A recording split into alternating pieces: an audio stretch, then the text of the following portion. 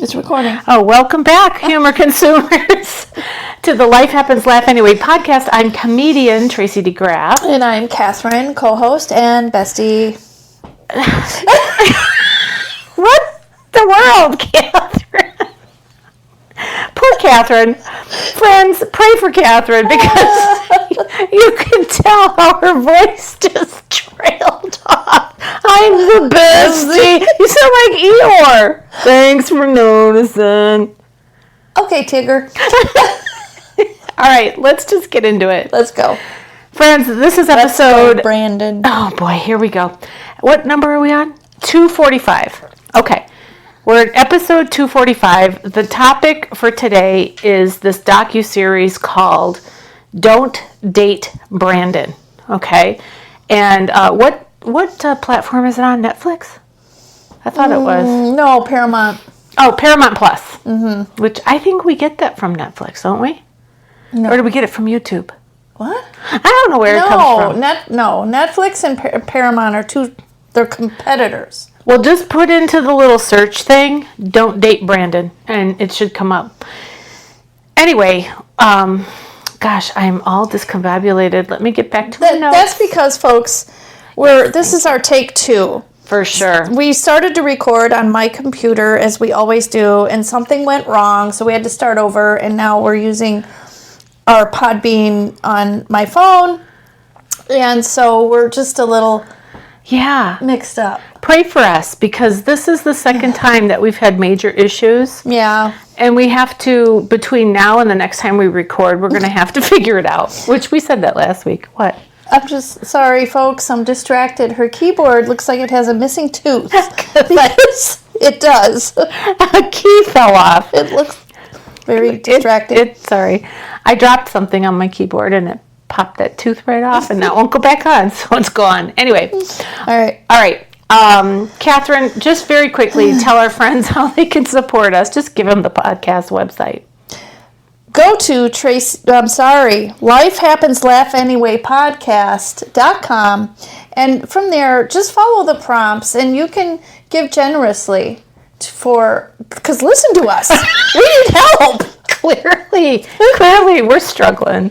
We are. We had a good commercial that we did on the last one, and then we bailed on it. Yeah. Oh, well. Well, okay. So here we are. And we want to thank our current contributors. Thank you so much. It really does help us, and because we have a platform to pay for, and all kinds of stuff. And I think we may need some new equipment, and we might need some training on how to use things. So anyway, just give, and God will bless you. Oh, did I say that? Okay, I didn't mean that. Let's just get into it. Episode 245. This is an overview of the docuseries Don't Date Brandon. Here's just a little sneak peek of what you're going to get if you stay with us to the very end. We're going to give you episode summaries. We're also going to give you what we learned from watching this docuseries. And of course, as always, an inspirational close and a call to action. So, Catherine, do you want to summarize this docuseries for our friends? Sure. Okay, go for it. Sure. Okay, so Brandon is he's the what do you call it? Bad guy. What's the word? Antagonist in the story. Right? Uh-huh. Okay. And I feel like we're on shaky ground here. Anyhow, Brandon, bad guy. Many victims. We start off seeing an interview with Amber. Okay, she's laughing. I'm just going to keep going. Okay. Amber, we see things from her perspective in the beginning. What? I don't know. This episode is so we're doing it later in the evening. Oh, for We're doing sure. it on a day we don't normally do it. I had some stressors. Life happens stuff. Yes. Before we started on air, and then of course we had our glitch, and I don't know. And we're sitting on a couch. We're sitting on a couch. It's like a half couch, so we're like... It's a chair and a half, really. Yeah. That's what it's called. Mm. And Okay, so back to this episode. Yes. Summary. We are not going to let this train wreck Crash. Right. We're going to just keep going. Keep on going. Right. Like the little engine that could. Okay, go. Okay. So, like I said, we see this from Amber's perspective. Amber is Brandon's second wife, but she is certainly not the second victim. And there's so many A's in this thing. His first wife is called Athena. And from Amber's perspective, she's 35 at the time when she meets this charming Brandon. He's all the things a woman could want, and that's because he knows what to say. And right before, and so they dated 6 weeks, and he asks her to marry him. Okay, red flag. 6 weeks, and he asks her to marry him. Didn't you and Ron get Engaged after 6 weeks? Wasn't it something close to No, that? it was 5 months, Catherine. Months. Oh. 6 weeks is weeks. But it was love at first sight. Yeah, but we weren't engaged in 6 weeks. Yeah, true. Well, anyhow. And they hadn't even talked about it. He totally sprung it on her at a bar.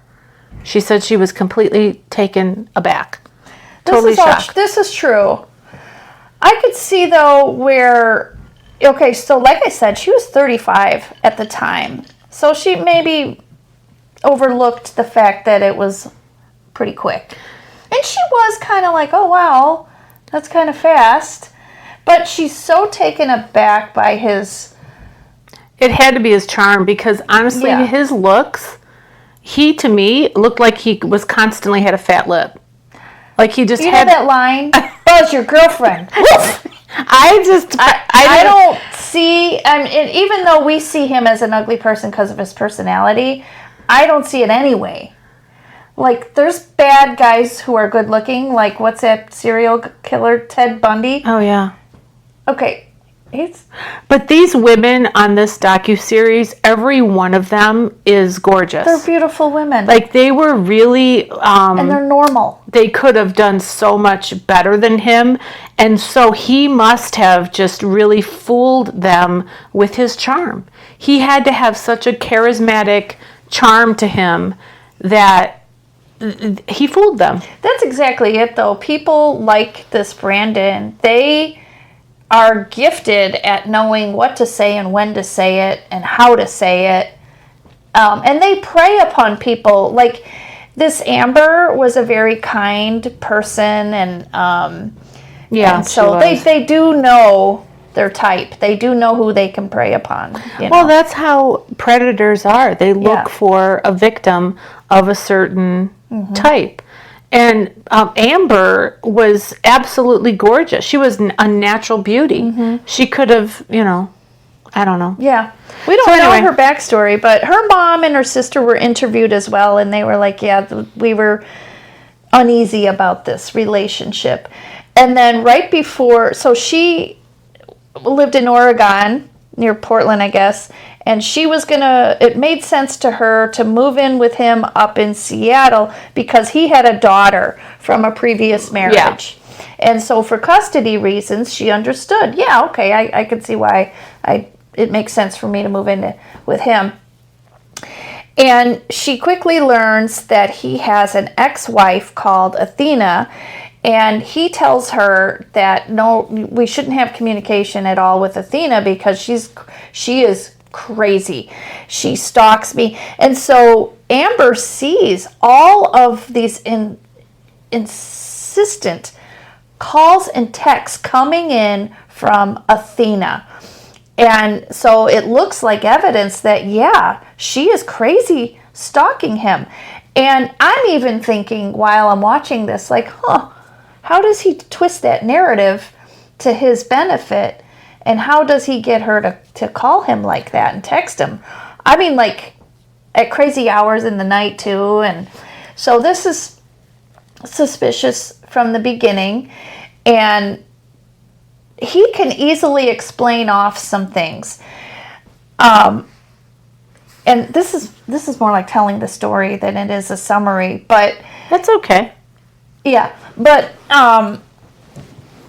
it gets so bad that he then tells Amber, you know what, to stop crazy Athena from disrupting our lives, we need to get this family app, he says. He tells her that it's a court order. Yes. That the court is the one who says you must communicate through this app. It's a part of our custody agreement. You may not talk other than through the app. Yes. Can't talk on the phone. Yes. Can't see each other in person. Oh, yeah. And by the way, about not seeing each other in person, prior to that, there was a gymnastics meet or performance or something that Athena and Brandon's daughter Sydney was at, and Amber wanted to meet Sydney, so she gets to go to this gymnastics thing, but she can't talk to Athena, and it was so awkward, she said, and then from Athena's perspective, she's thinking, what's wrong with this woman? You know, why isn't she? Well, little did they know that this was all like a ruse that, what's his name, Brandon made up. Brandon was using this app, which I guess it is, I forgot the name of the app, but I guess it's kind of a common thing where people who they share custody, they do use this thing. It's a parenting app. Well, he was using it, but he was pretending to be Athena. So he was creating the rift between these two women, between Amber and Athena. So Amber would say, we're going to pick up Sydney on this day at this time, blah, blah, blah. And then Brandon would pretend to be Athena and say, no, that doesn't work for my schedule. I'm too busy, or something like that. Making her look really bad. Yeah. And all this time, we don't know this, though. We don't know this until the second episode, that he's making all of this up. But meanwhile, he's showing Amber, look what she's saying on here. And I mean, the extent that he would go to prove, because these two women are not the only women that this man forged documents. He created documentation in all kinds of scenarios, to make himself look like he's the one being stalked, he's the one being victimized.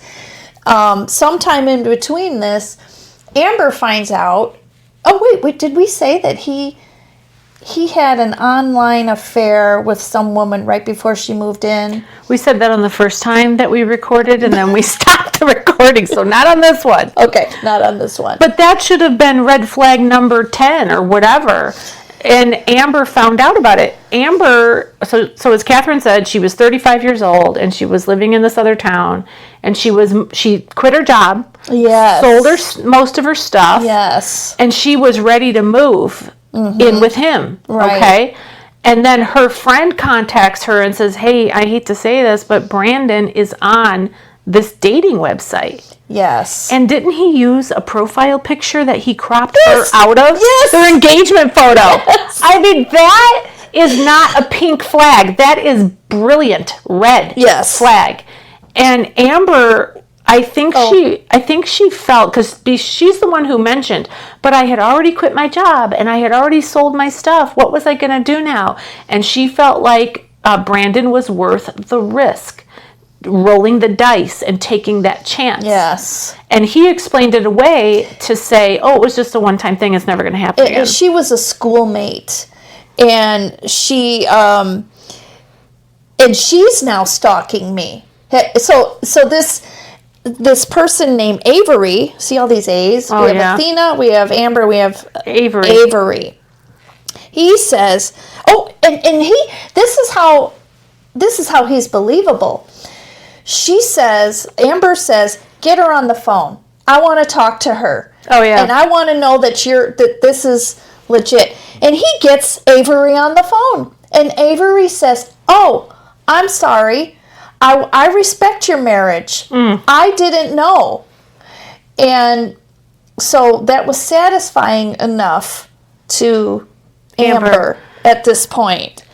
And shortly after that, he gets a restraining order on Avery, by the way.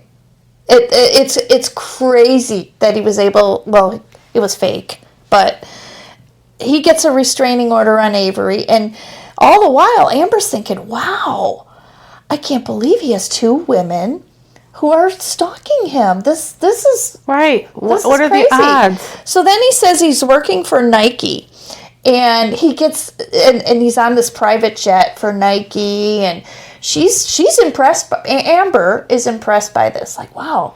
And this guy has money. Oh yeah, He constantly has a wad of $100 bills in his wallet. And he bought a house. And Amber wanted marriage, a house, a family. She wanted to settle down.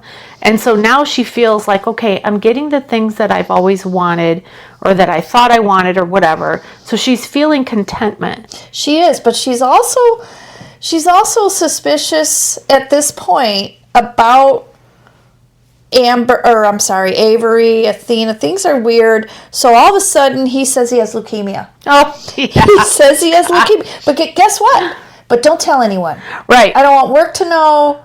I don't want anyone to know. And you can't come to my doctor's appointments or my treatments, because that's right. just for me. So Amber's mother and sister are like, he conveniently has leukemia once she's kind of sort of thinking about things aren't right here. Yeah. So basically she's now like, oh no.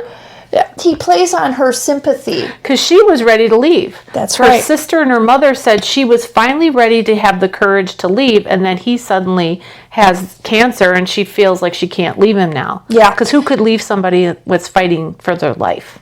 Amber even hears him puking in the bathroom one night.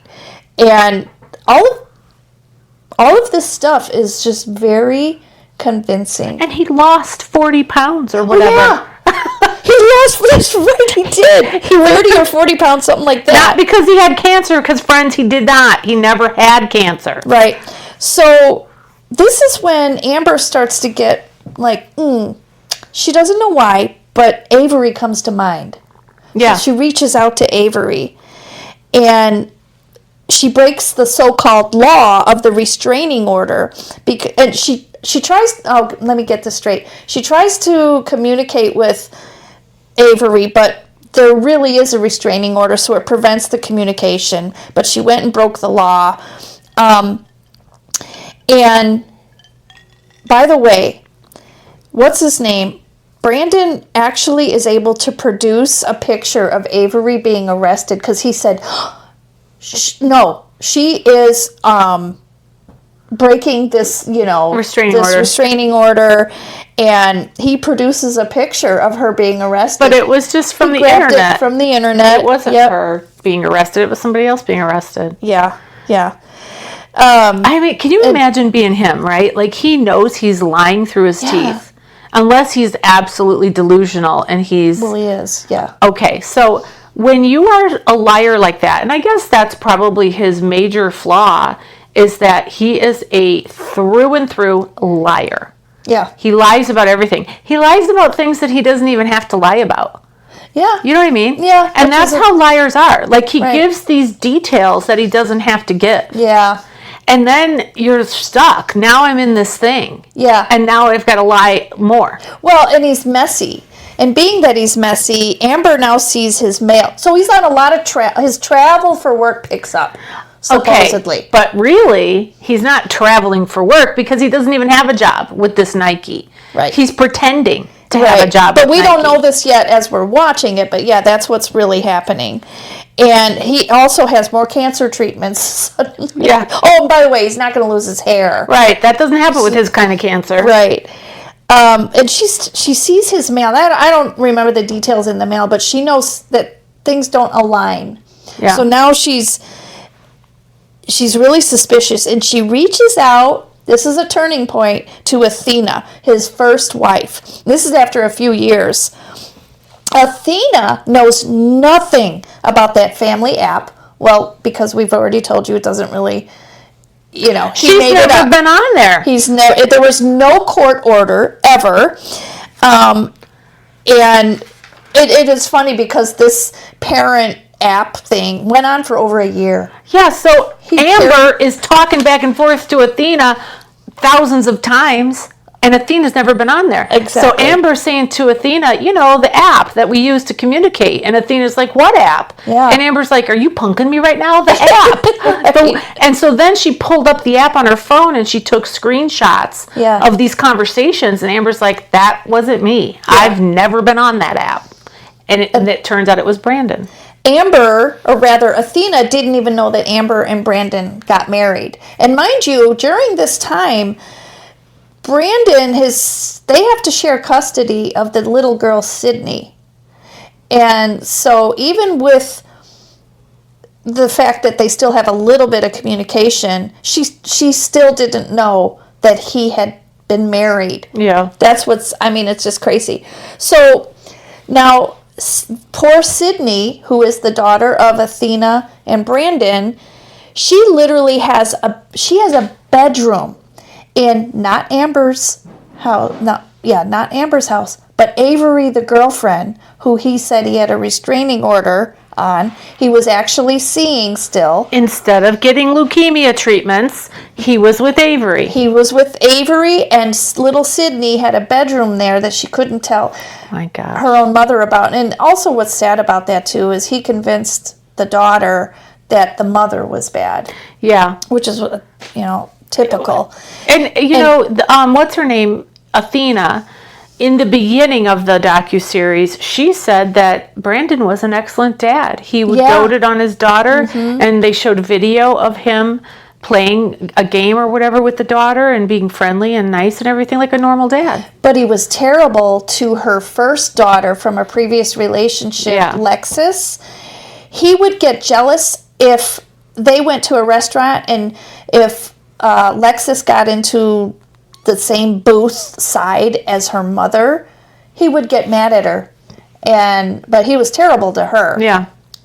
I don't know if Athena saw that or not. We don't know that. But so now, well, Athena teared up during the docuseries. She teared up in grief over her older daughter because she felt so bad that she was treated badly in hindsight. And you can't get those years back. And so, she's grieving over that, where really, what can you do? Yeah. Meanwhile, so Athena, she met Brandon in 2007. She had 15 years of hell.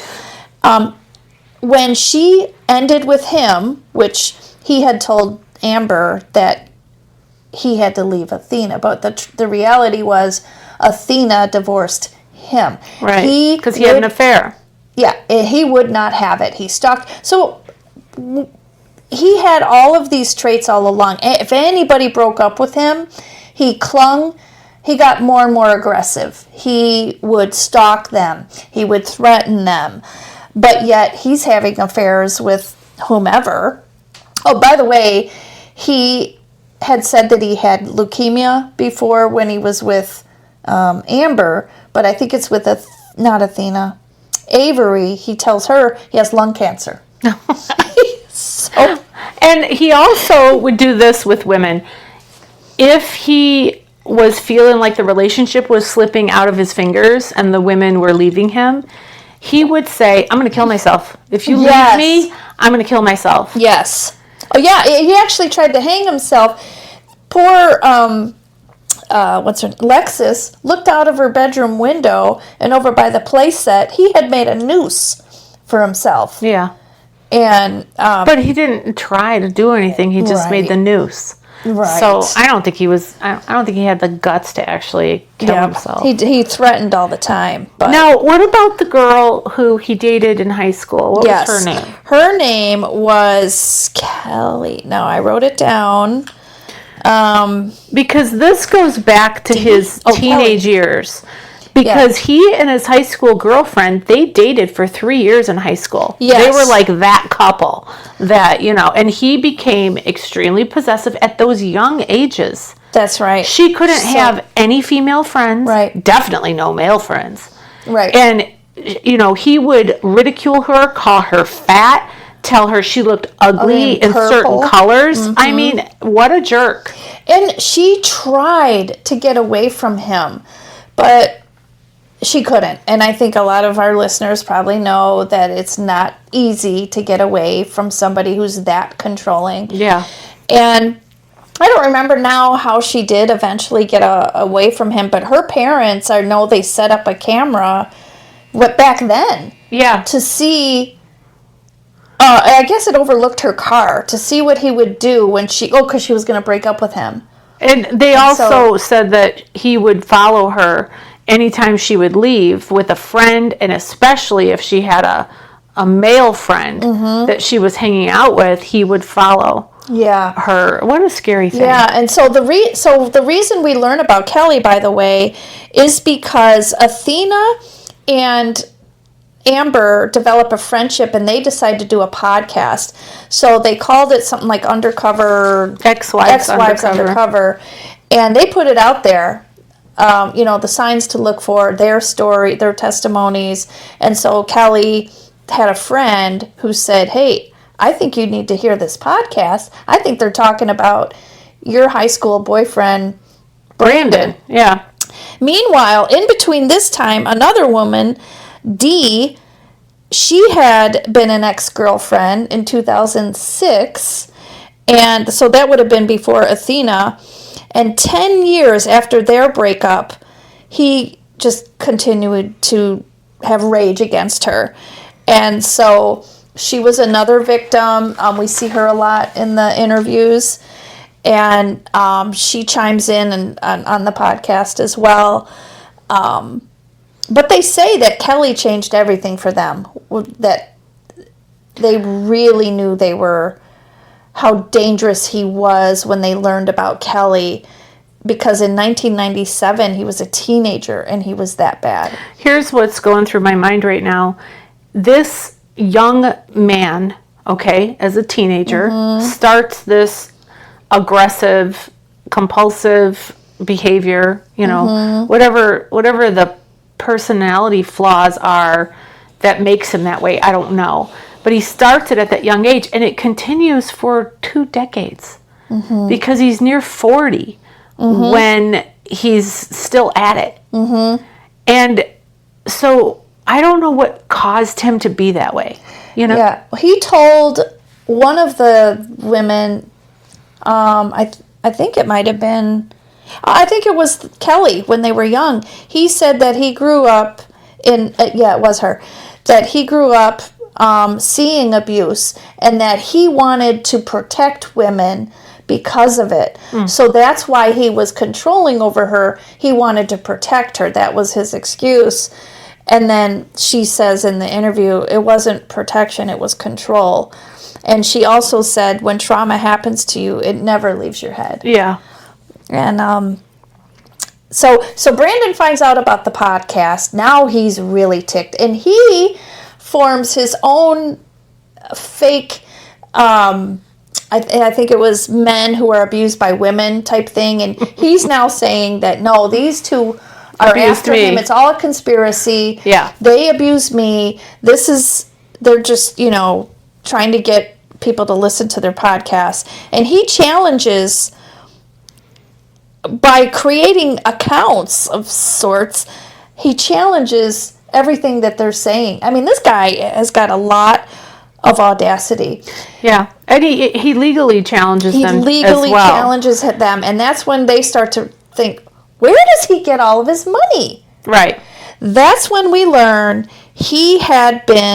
there was an investigation on him at work. He had been embezzling a lot of money. Up to $300,000 or $400,000. It was almost $400,000. $400,000. That's a lot of money. It's a lot of money, and now that is a whole nother story. It was really interesting to hear about how he swindled. He involved his mom. Mom. Here's a person who wouldn't even hold his mom sacred. Yeah. Everybody's on the table because it's all about Brandon. So I don't care who you are. Yep. I don't care that you brought me into this world. I'm going to take you out. Yeah. Terrible. Yeah. Yeah. He, so that's how he had his money. He had made fake contracts and had the money directed to himself. It was crazy. But So by the time 2019 rolls around, he's got 13 felony counts against him. He's never arrested. 13. Unbelievable.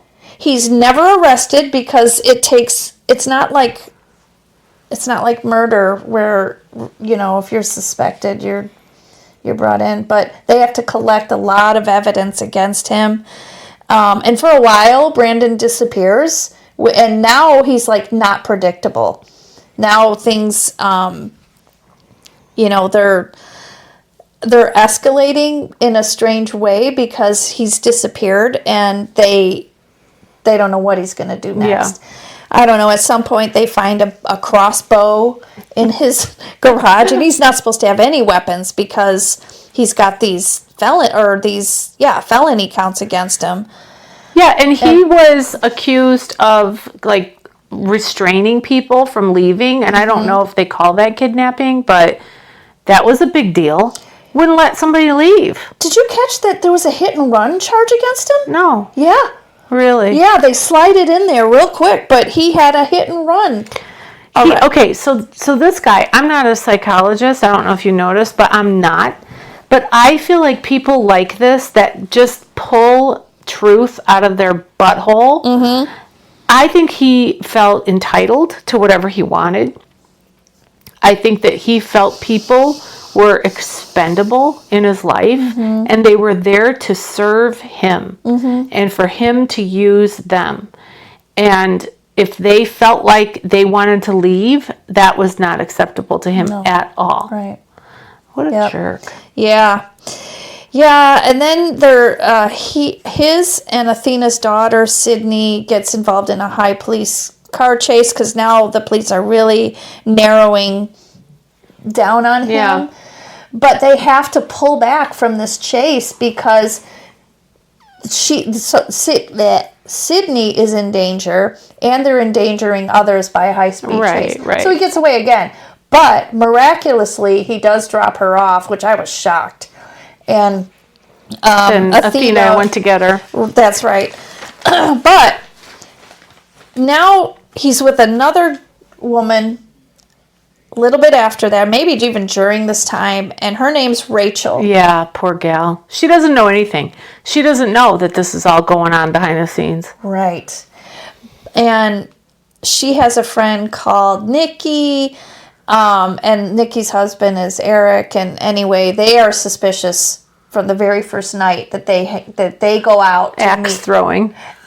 Yes. Let's go to a bar and drink and throw axes. Yeah, and Brandon showed his true colors right away. Oh, yeah, he very did. Night.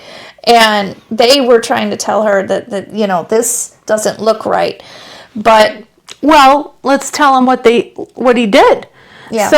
So the two friends are dancing on the dance floor with another woman. So they're all just having fun. These girls are dancing. And the one friend's husband is just sitting at the bar drinking a beer like guys do. Normal guys who don't care. Mm-hmm. They're just there. And the girls are having fun. And this guy doesn't have a problem with it. Mm-hmm. But Brandon all of a sudden ups and leaves. Mm-hmm. And this guy's like, where'd he go? Well, the girls had gone to the bathroom. Mm-hmm. Brandon followed them into the ladies' room, opened the door, busted it open, went in with a glass of some alcohol and tossed it on the floor and yelled at, what's her name? Rachel. And the friend Nikki. Well, he was saying to Rachel, how dare you disrespect me like that? He was offended by the fact that Rachel, his new girlfriend, was dancing with these other women, having fun, mm-hmm. while he was standing around not being the center of attention. Mm-hmm. And he busted the glass mm-hmm. on the floor. And so the normal people were like, oh man, I hope we never see that guy again. Yeah, and they tell Rachel that. But Rachel is, because her other friend, whose name, Lauren, she happens to be a forensic nurse of some sort, right, who understands how stalkers and controlling people operate. And she explains it this way, that Rachel is very, very kind, very forgiving, and so she takes him back, even after that happened. And that's because Brandon says, no. I dropped I it. didn't throw the It was glass. slippery. And he convinces her that she's wrong, that she misunderstood. I could see that happening. And he gaslit her, whatever you call that, Yep, because he gaslit. made her be the person who was responsible. Like, if it wasn't for you doing what you did, I wouldn't have accidentally dropped my glass. Yeah, he twisted it Ugh. completely. So, but her friends do convince her to see eventually that he's nuts. This is not going to work. So she does. She's rid of him for just a bit, but in between all this time, he's breaking into her house. He's Putting cameras and GPS trackers on her car. and her son's car. There's all this stuff in between what we're telling you, but to wrap it up, she has a friend from the past, a guy friend, and he comes over to just hang with her. Well, They're hanging out in the bedroom. They were alone They had clothes on with but, the dog. Yeah, and In comes Brandon. Brandon breaks in. He breaks into the house, and now he's in the bedroom with the two of them, Yes, pointing a...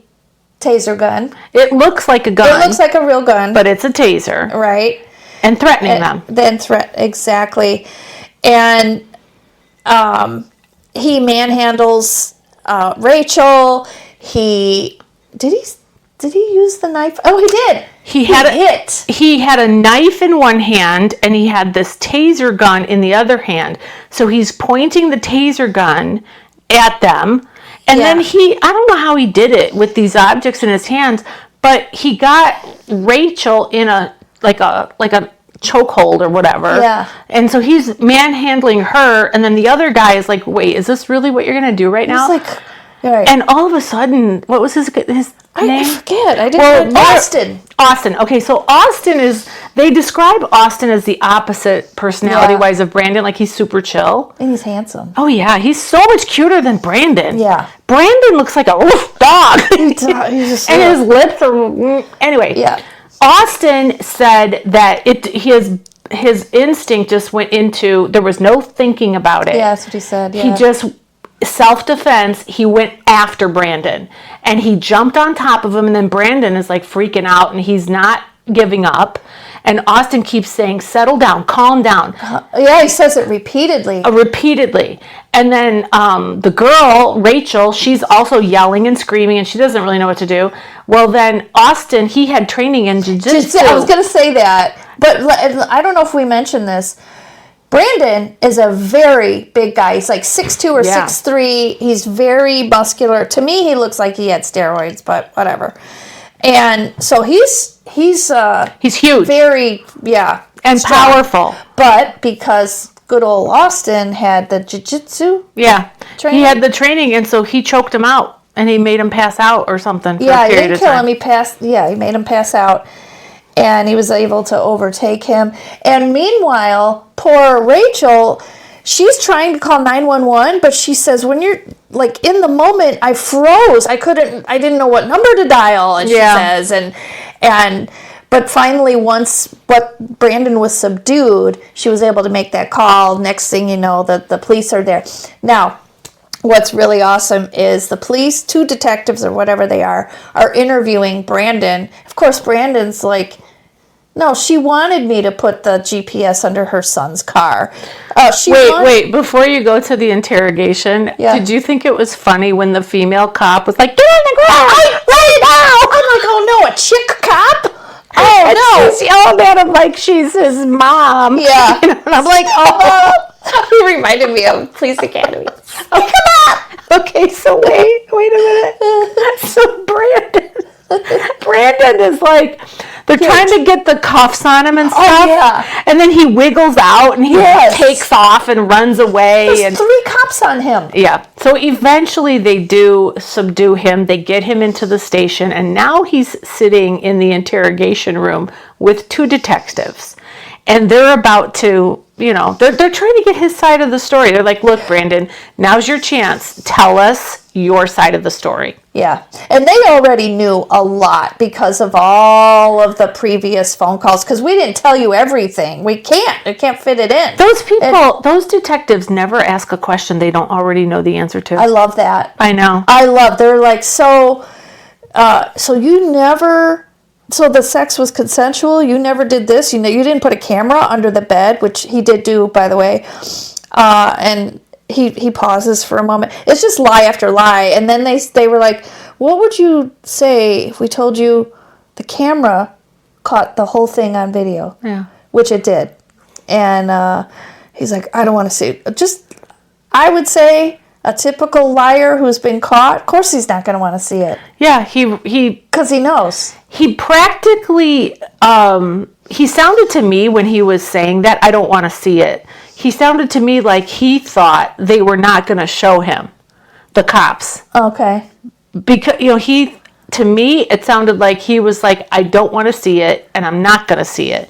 And the cops are like, you're going to see it. Yeah. Here it is. Yeah. This is you. Mm-hmm. And I love that. I love that too, because then he was busted. Yeah. Yeah. And they're making him, I love that they make him face who he is and what he's done. Yeah. Yeah. So I'm sad to say he only was charged with 10 years in prison. He made a plea deal. So he never went to trial. He made a deal. He didn't go to trial? No. Oh, I didn't catch that. But I do know that this all happened in 2022. Right now, as we're doing this podcast, it is November of 25, and he's going to be out in 27.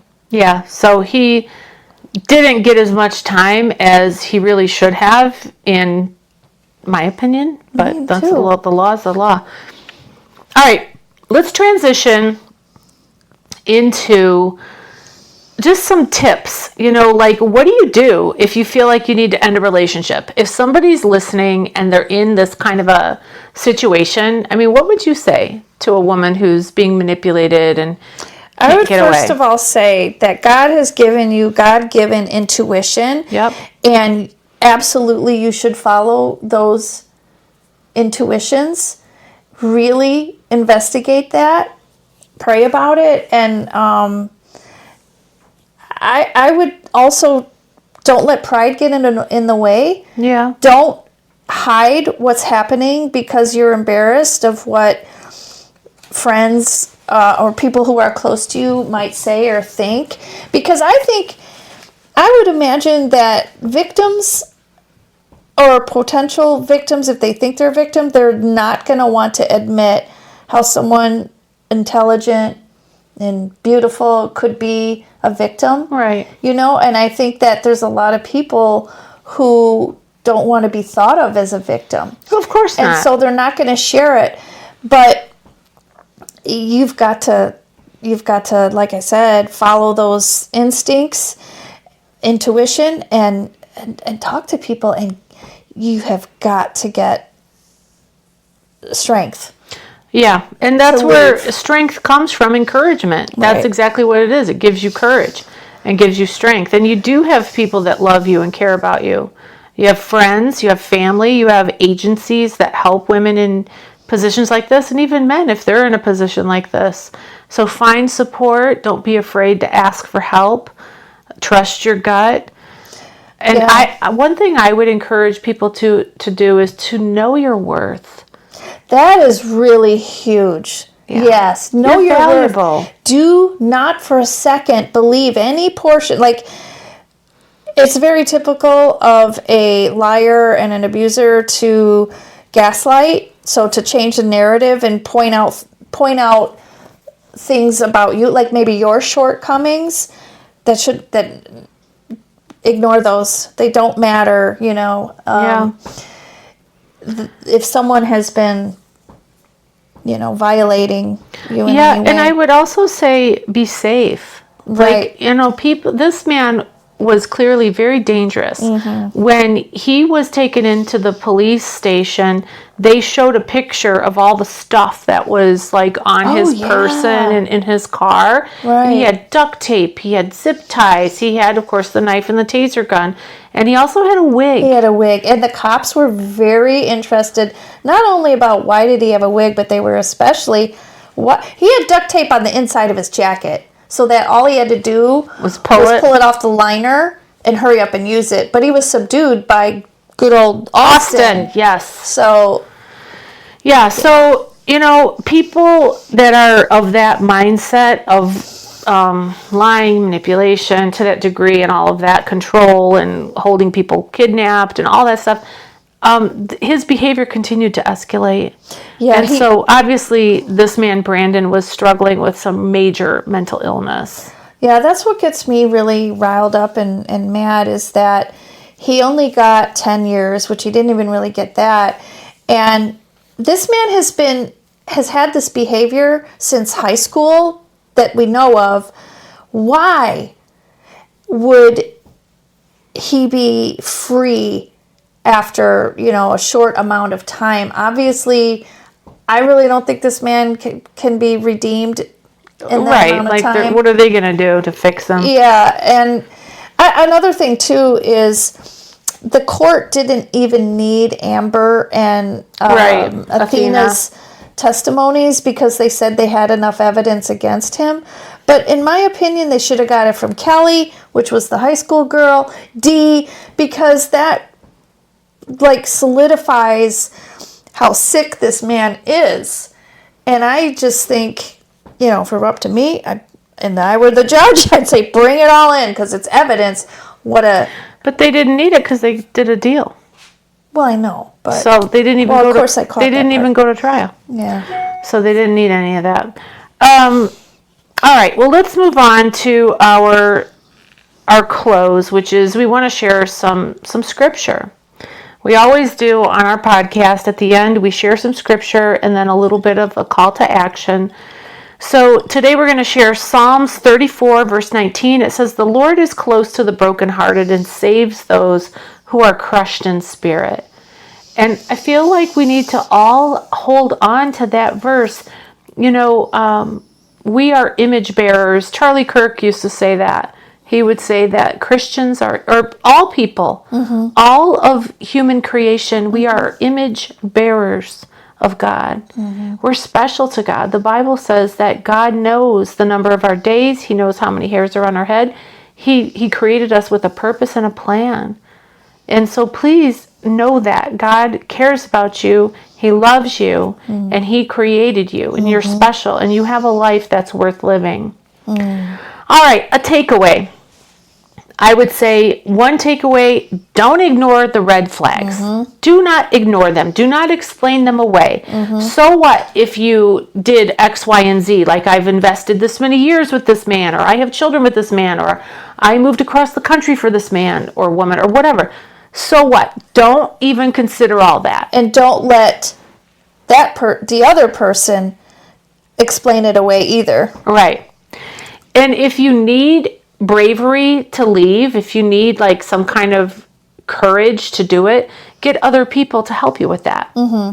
Contact your parents, contact your brothers, your sisters, your relatives, friends, or agencies. There are agencies and communities that can help people in need in that way. Or go to a local. If you don't belong to a church, go to one, and see if you could talk to a pastor there.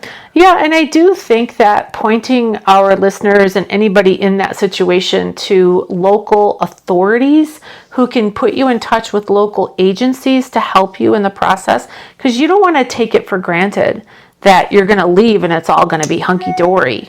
You want to make sure that you're safe. On that note, I want to say this too. I mean, these women were very discouraged they did constantly go to the authorities, and we all know there's not a lot authorities can do with threats and things, but at least it was on record. Yeah.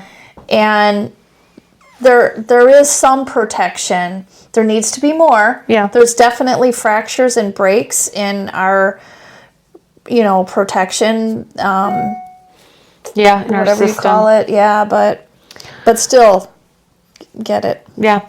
All right, friends. Well, you've been listening to the Life Happens, Laugh Anyway podcast, and I'm still comedian Tracy DeGraff. I'm still Catherine. We'll see you next time. Bye-bye.